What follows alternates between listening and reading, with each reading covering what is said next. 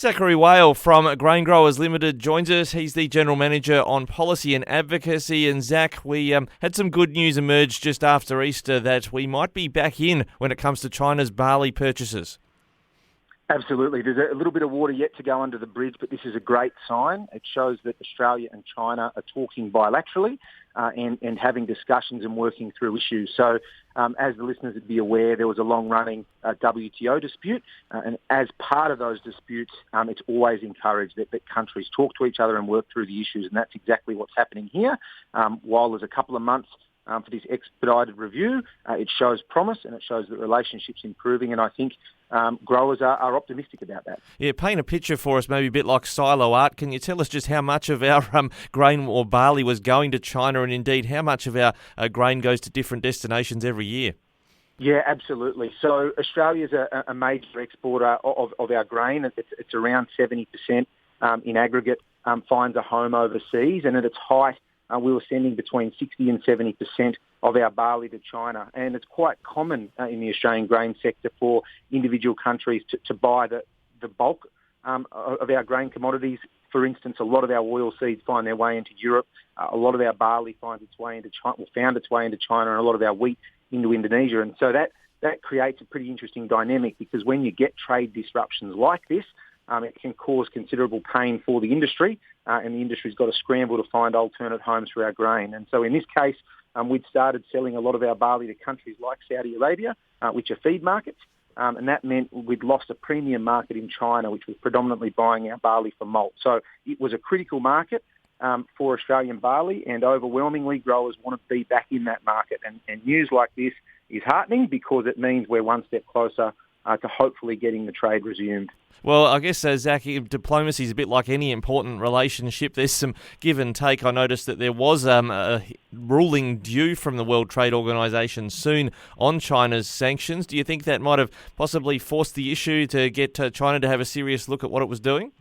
It's a great question. It's all part of the process. WTO, the World Trade Organization, as a dispute resolution mechanism, is very formalised, it's very legal, and it's very time-consuming. And so when countries have trade disputes, the first port of call is to always try to negotiate an outcome that's favourable for both countries outside of those formal processes. If that doesn't work, it's a little bit like going to the video referee in a sporting context. You go to the umpire and you try to get a third party to work through the issue. But once that process starts, it doesn't mean that conversations between countries or what we call bilateral negotiations are off the table. In fact, they're still encouraged. It's still the easiest way to resolve a trade issue. So in some senses, that World Trade Organization process happens, and you're always wanting, the quickest outcome possible. And for Australia, that outcome is getting the trade resumed and our barley being able to be sold into the Chinese market. So whilst that process is underway, it's allowable under the trade rules for countries to negotiate, and that's precisely what's happened here. So the WTO proceedings have been paused. China's now going to undertake an expedited review, and if that review removes the duties or effectively opens up the trade, then that WTO process is no longer needed. Conversely, if that doesn't happen, and if Australia doesn't get a positive trade outcome, that WTO process is still sitting there and can be reinstigated. Well, let's just shift the GrainGrowers Limited satellite off of Beijing and back to the local farmer as they're looking at planting decisions this year. And they may even have made a commitment already in terms of what they've purchased. Is there any signs that this might be well received in the barley market at the moment? Look, it's likely to be well received in the barley market, but in terms of planting decisions, growers more often than not take quite a long-term view. And by long-term, I mean 2, 3, 4, 5 years out in terms of designing a cropping rotation. So there's a whole range of pest and disease and agronomic considerations that farmers contemplate, and markets are one of them. So if you lose a big market like China, would barley plantings go down? Yes. But would growers still plant barley? Absolutely. Now that this has happened, would growers stop planting other crops and only plant barley? Absolutely not.